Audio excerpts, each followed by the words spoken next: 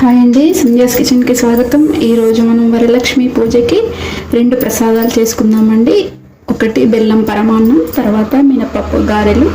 ముందుగా పరమాన్నానికి 1 కప్పు బియ్యం తీసుకోవాలండి. ఇక్కడ 1 కప్పు బియ్యం తీసుకున్నాను నేను.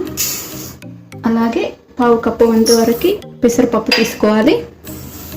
ఇవి 2 కడిగేసి మనం స్టవ్ మీద పెట్టేసుకోవాలండి. ముందుగా ఇవి 2 కడిగేసుకున్నాము. ఇలా వాటర్ పోసి ఒక 3-4 టైమ్స్ కడిగేయాలండి. ఇప్పుడు ఇలా కడిగేసి పెట్టేసుకున్నాం కదా. ఇలాగా ఇప్పుడు ఇందులో ఏ కప్పుతో బియ్యం తీసుకున్నామో అదే కప్పుతో 5 గ్లాసుల వరకు పాలు తీసుకోవాలండి.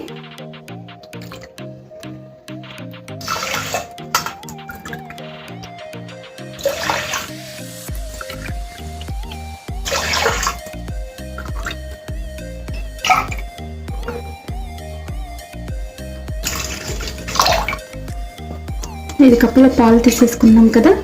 ఇప్పుడు ఇది విజిల్ పెట్టి కుక్కర్ పై మూత పెట్టేసి ఒక 5 విజిల్స్ వచ్చే వరకు ఉడికించుకోవాలండి.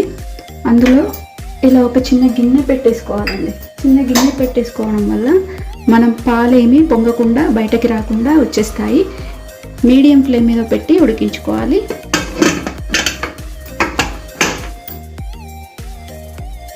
మనం స్టవ్ ఆన్ చేసుకొని మీడియం ఫ్లేమ్ మీద ఒక 5 విజిల్స్ వచ్చే వరకు మనం ఉడికించుకుందాం.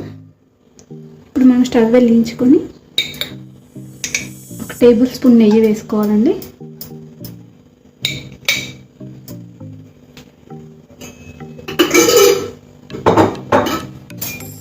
డ్రై ఫ్రూట్స్ కూడా వేసుకోవాలి. కాజు కిస్మిస్ వేసి 1 నిమిషం పాటు వేయించుకోవాలండి.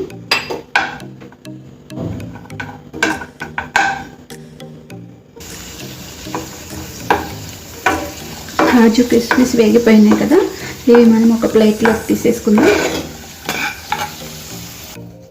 ప్లేట్లోకి తీసుకున్న తర్వాత మనము ఏ కప్పుతో బియ్యం తీసుకున్నామో అదే కప్పుతో 1.5 కప్పు బెల్లం తీసుకోవాలి. బెల్లం తీసుకొని ఇలా ప్యాన్లో వేసేసుకోవాలి. ప్యాన్లో వేసుకొని 1 కప్పు వరకు బెల్లం తీసుకున్న కప్పుతోని ఇలా కప్పు వాటర్ పోసుకొని బెల్లాన్ని ఉడికించుకోవాలి.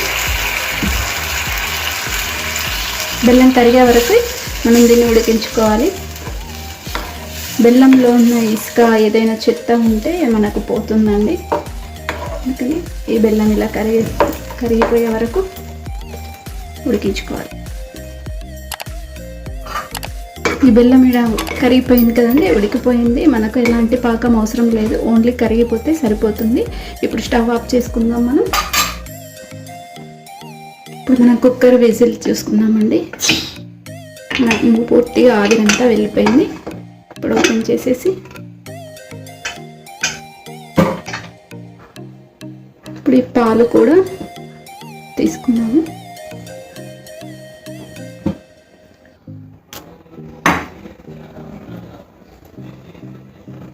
తీసుకొని ఇదంతా ఒకసారి ఇలా స్మాష్ చేసుకోవాలండి మెత్తగా.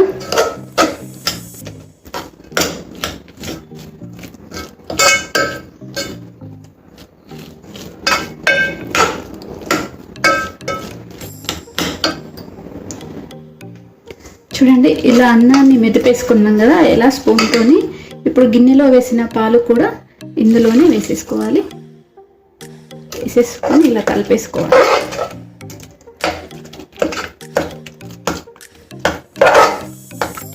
కలిపేసుకున్నాం కదా.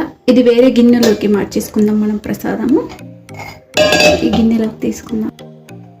ఇప్పుడు స్టవ్ మీద పెట్టేసుకుందాం కదా. ఇప్పుడు మరి కరిగించుకున్న బెల్లం కూడా ఇందులో వడపోసుకోవాలండి.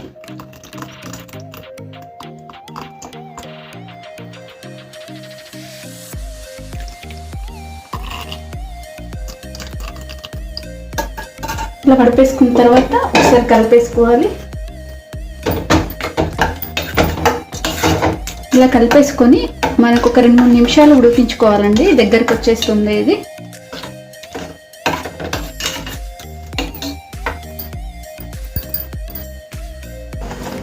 మనకు ఇది దగ్గర పడ్డది కదా. ఇప్పుడు డ్రై ఫ్రూట్స్ కూడా వేసేసుకుందాం. వేయించుకొని ఒకసారి కలిపేసుకోవాలండి.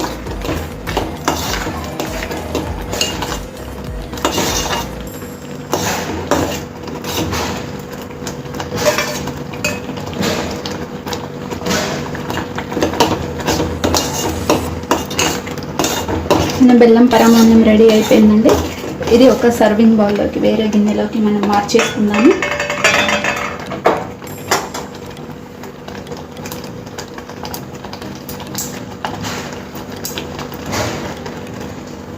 ఇప్పుడు ఈ ప్రసాదాన్ని మనం ఈ గిన్నెలో వేసేసుకుందామండి.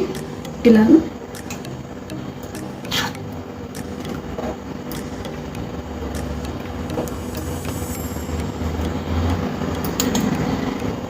చూడండి, మనం బెల్లం పరమాన్నం రెడీ అయిపోయిందండి.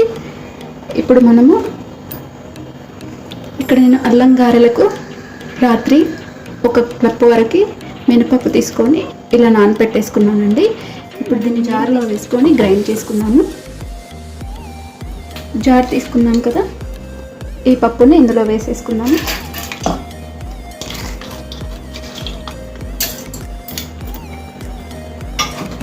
అలాగే ఒక 2 పచ్చిమిర్చి, అల్లం కూడా నేను ఇందులో వేసేస్తున్నాను. అల్లం వేసుకొని ఒక హాఫ్ స్పూన్ వరకు మనము ఉప్పు వేసుకుందామండి. ఉప్పు వేసుకొని ఇది గ్రైండ్ చేసుకుందాము. మనం ఈ మినపప్పుని గ్రైండ్ చేసుకున్నాం కదా, దీన్ని వేరే గిన్నెలోకి తీసుకుందాము.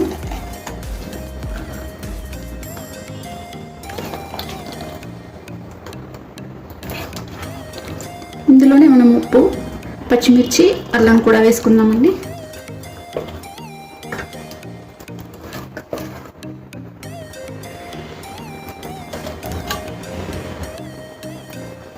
ఇప్పుడు మనం ఇందులో ఇలా సన్నగా తరిగి పెట్టుకున్న కరివేపాకు, ఒక 1/2 స్పూన్ వరకు జీలకర్ర వేసుకోవాలండి. జీలకర్ర వేసుకొని ఒకసారి ఇదంతా ఇలా కలిపేసుకోవాలండి. ఇట్లా అనుకోవడం వల్ల మనకు గారెలు క్రిస్పీగా వస్తాయి, గుల్లగా వస్తాయండి. చాలా మంచి వస్తాయి గారెలు.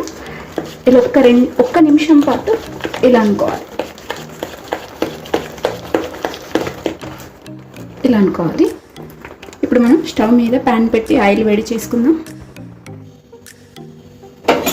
ఇప్పుడు మనం ఇలా పిండి కలిపేసుకుందాం కదా, ఇప్పుడు గారెలు వేసేసుకుందాము. కవర్ పైన ఇలా చేసుకొని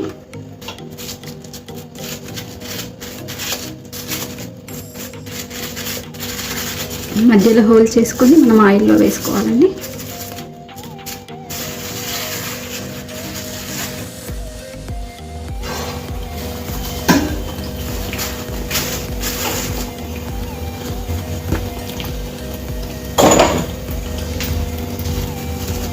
ఇలా అన్నీ చేసుకొని రెడీ పెట్టేసుకోవాలి.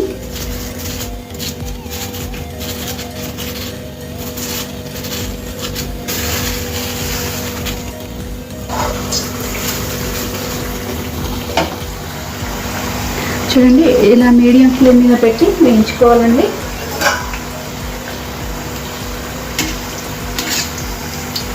మనం ఒక సైడ్ తిప్పేసుకుందాము.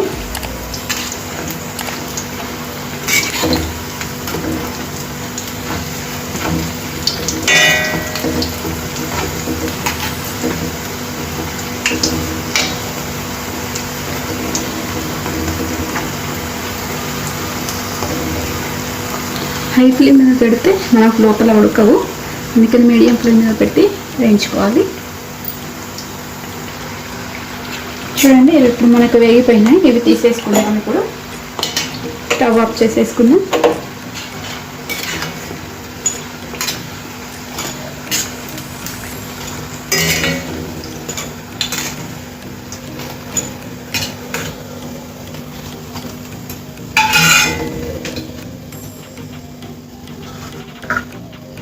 టిష్యూ వేసాం కదా పేపర్లో, దీంట్లోకి తీసేసుకుందాం.